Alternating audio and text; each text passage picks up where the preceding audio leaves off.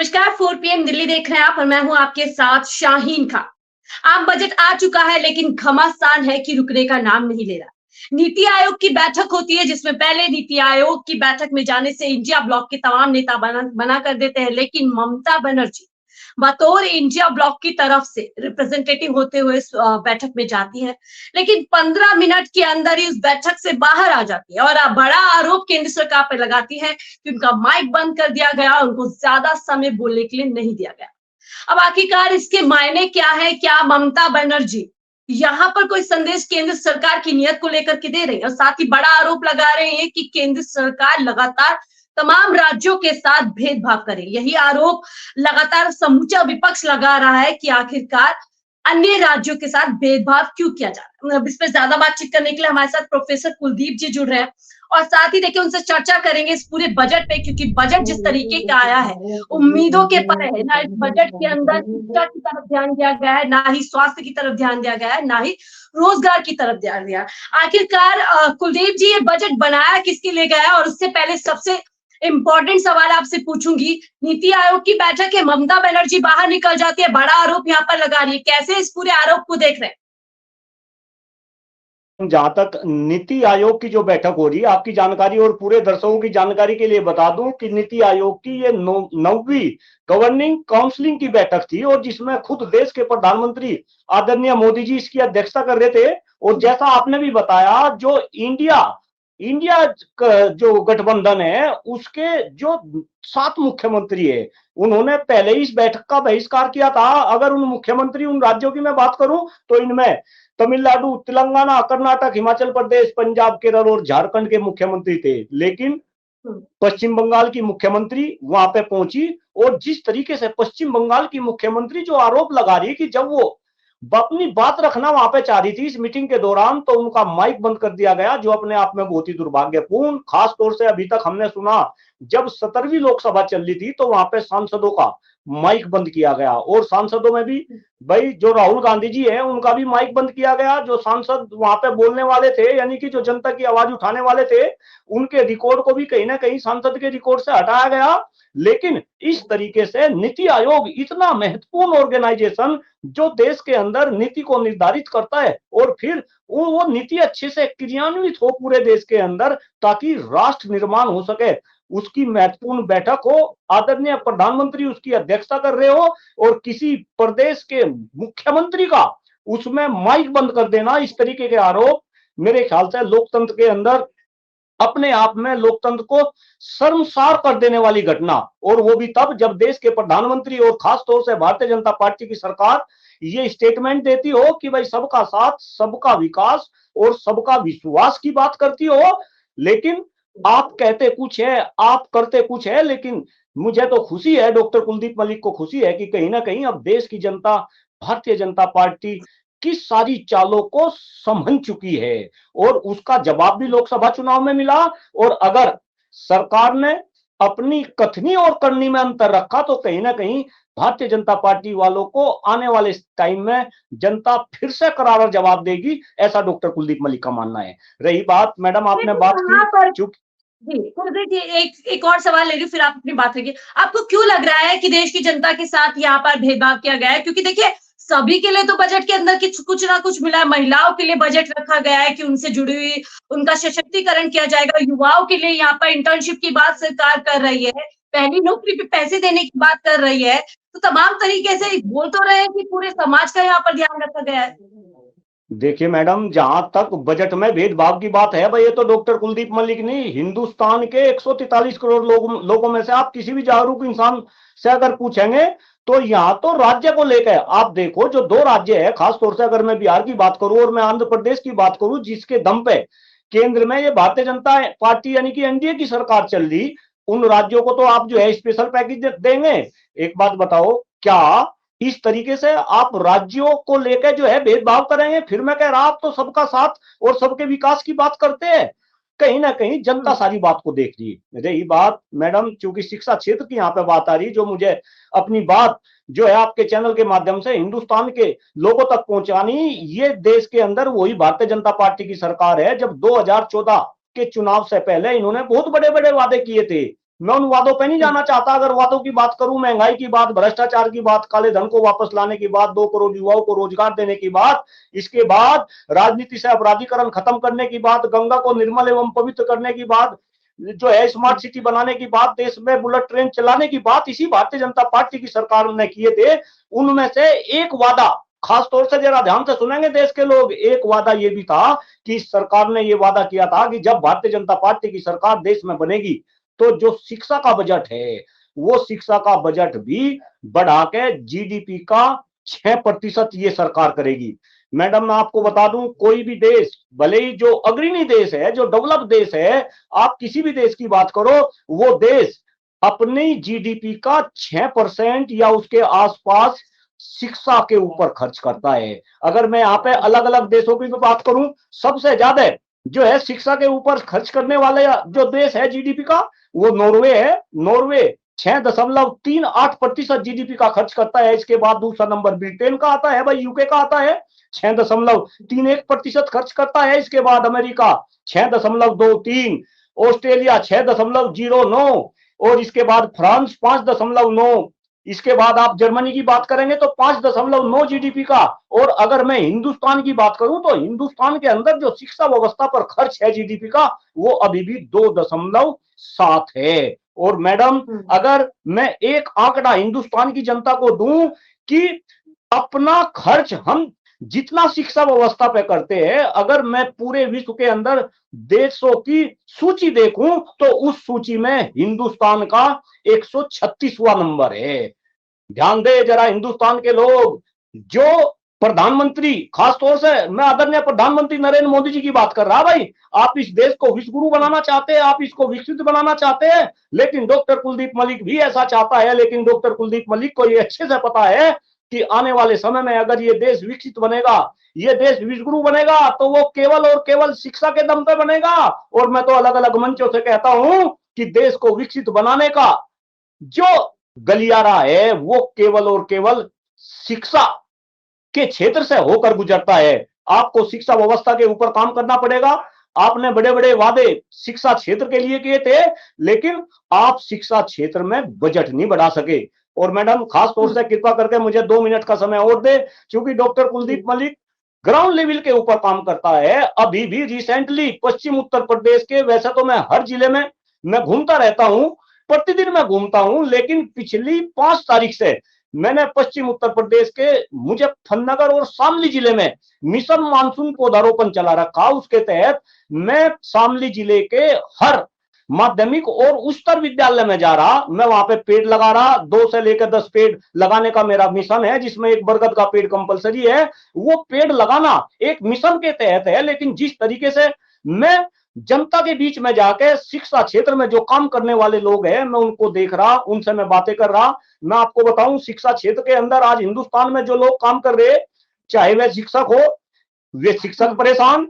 आप देखो, चाहे सरकारी शिक्षक हो या प्राइवेट शिक्षक हो, सरकारी शिक्षक पुरानी पेंशन बहाली को लेकर परेशान। जिस तरीके के काम उन पर थोपे जा रहे, वे चौकीदार बन रहे, वो जो है गार्डनिंग का भी काम कर रहे, वो अलग अलग काम कर रहे, तो कहीं ना कहीं सरकारी क्षेत्र का शिक्षक भी परेशान। और मैडम अगर आप प्राइवेट क्षेत्र में शिक्षकों की बात करेंगे तो प्राइवेट क्षेत्र के शिक्षक तो बेचारे इस देश में 5-5 हजार रुपए में, 10-10 हजार रुपए में। आप बात करो वित्तीय विहीन के जो शिक्षक है, जो बड़े बड़े वादे सरकार ने किए थे, वित्तीय विहीन के शिक्षक, इसके बाद दूसरे प्राइवेट क्षेत्र में काम करने वाले शिक्षक, कस्तूरबा गांधी बालिका जो विद्यालय सरकार ने खोल रखे पूरे हिंदुस्तान के अंदर, वहां पे जो है बहनें 8-8 हजार रुपए में, 10-10 हजार रुपए में, कर्मचारी 5-5 हजार रुपए में काम कर रहे हैं। तो कहीं ना कहीं इस शिक्षा क्षेत्र में काम करने वाले शिक्षक भी परेशान। शिक्षा क्षेत्र में काम करने वाले जो छात्र है, जो युवा है, जो भारत भाग्य विधाता है, भाई वे भी परेशान। महंगी महंगी फीस आपने कर दी, वो फीस आपने कर दी, महंगी फीस देकर वे पढ़ते हैं, फिर वे पेपर देते हैं, उनके पेपर आप लीक कराते हैं। और जो अमीर लोग हैं उनके बच्चे, नहीं मैं प्लीज मेरी बात को कम, जी मैं आप बात कर लीजिएगा, मेरा सवाल बस एक ले लीजिए, एक छोटा सा, उसी में आप जवाब दे दीजिएगा। मेरा सवाल यही तो है कि प्रधानमंत्री मोदी जी विकसित भारत का इसको बजट बता रहे हैं, बजट नहीं दिया जाता शिक्षा को, और दूसरी तरफ हम देख रहे हैं कि शिक्षा का पूरा तरीके से जो है पूरा बिजनेस उसको बना दिया गया है, पेपर लीक दिन रात हो रहे हैं, छात्र सड़कों पर है, और शिक्षकों का हाल आप बेहाल बता रहे हैं, तो कैसे विकसित भारत की नींव 2047 का जो सपना पीएम मोदी दिखा रहे हैं वो पूरा होता हुआ नहीं नजर नहीं आएगा? मैडम, डॉक्टर कुलदीप मलिक पूरे हिंदुस्तान के 143 करोड़ लोगों को इसी बात के प्रति तो जागरूक कर रहा कि ये देश आदरणीय प्रधानमंत्री नरेंद्र मोदी जी के कहने से विश्वगुरु नहीं बनेगा। आपको उस तरीके के काम करने पड़ेंगे और उसमें जो सबसे जबरदस्त काम है, आपको कहीं ना कहीं शिक्षा व्यवस्था को दुरुस्त करना पड़ेगा। मैंने अभी अपनी बात को ही मैं आगे बढ़ा रहा कि शिक्षा व्यवस्था के अंदर जो चार इसमें डायरेक्टली जिनका इन्वॉल्वमेंट है, जो चार एंटिटी है, उसमें सबसे पहली शिक्षक, उसकी मैं बात कर चुका। अब मैं छात्रों की बात कर रहा। देश के अंदर सारे छात्र परेशान। आपने शिक्षा को इतनी महंगी कर दिया कि आपने कहीं ना कहीं गरीबों के बच्चों के हाथों से किताबें खोसने का काम किया। आज गरीब का बच्चा तो पढ़ ही नहीं सकता, कैसे गरीब का बच्चा पढ़ेगा? किस तरीके की शिक्षा व्यवस्था? ये तो आपने अमीरों के लिए शिक्षा व्यवस्था बना दी। जिसके पास पैसा है वो शिक्षा ग्रहण करेगा, और अगर पैसा है तो आप तो डिग्रियां भी जो है पैसों में बांट रहे हैं। तो कहीं ना कहीं यहाँ पे छात्र छात्राएं परेशान, इसके बाद यहाँ पे अभिभावक परेशान। जो अभिभावक इतनी महंगी सैलरी में अपना पेट काट के अपने बच्चों को पढ़ा रहा है, इसके बाद बच्चों को जॉब नहीं मिलती। आप देखो देश के अंदर आज महंगाई 9.2% है, महंगाई चरम पे है। तो अगर पढ़ लिखने के बाद युवाओं को जॉब नहीं मिलेंगे, क्यों भाई? वो क्या करेंगे? वो तो कहीं ना कहीं इस देश को पीछे ले जाने का काम करेंगे। वो तो नशे की लत उन्माएगी, वे चोरी करेंगे, वे डाका डालेंगे। तो कहीं ना कहीं आज अभिभावक भी परेशान। इसके बाद मैडम, जो आप व्यवसायीकरण की बात कर रहे हैं, बिल्कुल डॉक्टर कुलदीप मलिक इस बात को मानता है कि जिस तरीके से देश के अंदर शिक्षा का व्यवसायीकरण किया गया, और व्यवसायीकरण भी जिन लोगों ने भी किया, कम से कम पढ़े लिखे लोगों के हाथों में शिक्षा जानी चाहिए थी। आपने उद्योगपतियों के हाथों में शिक्षा दे दी। और यहाँ पे भी जो प्रबंधक है, जो शैक्षणिक संस्थानों को प्राइवेट क्षेत्र में चला रहे हैं, मैडम आपकी जानकारी के लिए बता दूं कि उनमें भी जो है सारे प्रबंधक खुश नहीं है। वे भी प्रबंधक कहीं ना कहीं परेशान है। खास तौर से मैं 3 वर्गों में यहाँ पे प्रबंधक को डिवाइड कर रहा। जो उच्च वर्ग के प्रबंधक है वे तो मजे कर रहे, और ये उच्च वर्ग के प्रबंधक चुनिंदा है। लेकिन जो निम्न वर्ग के और मध्यम वर्ग के जो प्रबंधक है, उनके भी बुरे हाल है। मैं तो सरकार से ये डिमांड कर रहा कि उनकी आर्थिक स्थिति सही हो, उसके लिए आप उनको मदद क्यों नहीं देते जी? बिल्कुल तो मदद कहीं ना करनी कहीं चाहिए और सभी मदद लोग। है। तो देखिए थोड़ा समय का अभाव है, 1-2 सवाल और मुझे लेने हैं क्योंकि मुद्दे से थोड़ा सा हम वो हो गए। लेकिन हाँ, बिल्कुल बहुत ज़रूरी बिंदु यहाँ पर आपने उठाया है कि जो बजट होना चाहिए उसमें सबसे ज़्यादा ख़्याल जो है शिक्षा का देना चाहिए, तभी आपकी जो बड़ी-बड़ी बातें हैं तब जाकर पूरी हो सकती है। एक सवाल वापिस आ जाता है नीति आयोग की मीटिंग पर। देखिए ममता बनर्जी पूरे इंडिया ब्लॉक की तरफ से गई थी। उम्मीद कर रही थी कि सबसे ज़्यादा समय उन्हें दिया जाएगा अपनी बात रखने का, अपनी बात बोलने का। तो क्या यहाँ पर विपक्ष का अगर बात करें, जो हमने तस्वीर देखी थी कि सदन के अंदर विपक्ष का हमेशा से गला दबाया जाता था, यहाँ पर भी वही कोशिश की गई है कि विपक्ष की तरफ से कम बातें सामने आए? नहीं नहीं मैडम, बिल्कुल मैं आपकी बात से सहमत कर रहा हूं उसी तरीके से। और एक बात बताओ भाई, 7 मुख्यमंत्री ने तो पहले ही बहिष्कार कर दिया था। अगर आदरणीय ममता बनर्जी पश्चिम बंगाल का प्रतिनिधित्व करने के लिए वहां पे गई थी, तो भाई सत्ता पक्ष के लोगों को तो उनको और सम्मान देना चाहिए था। मैं तो ये कह रहा हूं, उनको तो अपनी पूरी बात रखने का अधिकार देना चाहिए था, ताकि आप विपक्ष के साथ एक समन्वय बैठा सके। देखिए मैडम, मैं हमेशा इस बात को कहता हूं कि लोकतंत्र के अंदर जो सत्ता पक्ष होता है वो विपक्ष होता है, दोनों की भागीदारी होती है, तब यही लोकतंत्र की खूबसूरती होती है। और सत्ता पक्ष हमेशा बड़े भाई की भूमिका में होता है। और मैं मान रहा, चलो विपक्ष वाले ही गलती कर रहे हैं भाई, सत्ता पक्ष वाले ही ठीक है। अगर विपक्ष वाले गलती कर रहे हैं तो विपक्ष को समझाना, उनका आदर सत्कार करना, ये भी कहीं ना कहीं सत्ता पक्ष के हाथ में है। आप याद करो, जब भारतीय जनता पार्टी कभी विपक्ष में हुआ करती थी, किस तरीके से सत्ता पक्ष के लोग उनको सम्मान देते थे। मुझे तो ध्यान भी है, कभी कांग्रेस की सरकार देश में चल रही थी और भारतीय जनता पार्टी के जो स्वर्गीय हमारे अटल बिहारी वाजपेयी जी है, उनको यूएन में प्रतिनिधि के रूप में कांग्रेस की सरकार ने भेजा था। और याद होगा, उन्होंने वहां पे हिंदी में उद्बोधन देके पूरे विश्व के अंदर हिंदुस्तान का डंका बजाया था। क्यों भाई, आप ऐसा उदाहरण क्यों पेश नहीं करते? क्यों आप विपक्ष की जो है बात को जो है दबाने का प्रयास करते हैं? क्यों आप इनका माइक बंद करते हैं? लेकिन मैं बता दूं कि अब ऐसा होने वाला नहीं है। आप देखो जिस तरीके से अभी चुनाव के रिजल्ट आए, और मैडम जिस तरीके से विपक्ष मजबूत हुआ, और मैं तो खास तौर से फख्र होकर इस बात को बता रहा कि कल हमारे इस क्षेत्र के सांसद, हमारी आन बान शान मुजफ्फरनगर से आदरणीय हरिंदर मलिक जी जिस तरीके से संसद के अंदर दौड़े, शायद पूरे हिंदुस्तान के अंदर उनकी जो है आवाज गूंज रही। जिस तरीके से उन्होंने असली मुद्दों की बात करी, जो मुद्दे डॉक्टर कुलदीप मलिक पिछले 15 साल से चाह रहा कि राजनीति में इनकी बात हो, आदरणीय हरिंदर मलिक जी ने शिक्षा की बात करी, स्वास्थ्य की बात करी, जो है किसानों की बात करी, वंचितों की बात करी। तो अब मुझे पूर्ण विश्वास है, चूंकि अब बिल्कुल चेंज हो गया सारा का सारा माहौल, खास तौर से सत्ता पक्ष के लोग इस बात को समझे कि अब आप विपक्ष का मुंह बंद नहीं कर पाओगे। और अगर आपने विपक्ष का मुंह बंद करने की बात करी तो जनता आपको माकूल जवाब देगी, आप उसके लिए भी तैयार रहे। तो तैयार रहिए। एक जरूरी सवाल और ले लेते हैं, फिर चर्चा का जो है एंड करते हैं। यहाँ पर कुलदीप जी देखिए, इस बजट में पूरी तरीके से जिसका ध्यान रखा गया, जिसके ऊपर सबकी नजरें गई है, वो है बिहार, नीतीश कुमार के ऊपर। लेकिन नीति आयोग की मीटिंग से दूरी नीतीश कुमार ने बनाई है। आखिरकार इसके क्या मायने हैं? क्या कोई यहाँ पर कोई नाराजगी जताने की कोशिश की गई है? आखिर क्या मायने हैं कि पहले तो खुश होते हैं कि चलिए केंद्र सरकार का धन्यवाद करते हैं कि स्पेशल बजट दिया, अगर स्पेशल स्टेटस नहीं दिया, लेकिन नीति आयोग की बैठक से नदारद नजर आई। क्या मायने निकाले सर? देखिए मैडम, इसमें तो कोई शक नहीं, चूंकि नाराजगी है नीतीश कुमार को। खास तौर से आप ये समझे कि नीतीश कुमार एक ऐसे शख्स है जो पहले इंडिया गठबंधन को जिन्होंने बनवाया और उसमें उनकी महत्वपूर्ण भूमिका थी, और फिर एन वक्त में वो जो है पाला बदल गए, वो एनडीए की तरफ चले गए। और वहां जाने का केवल और केवल उनका एक ही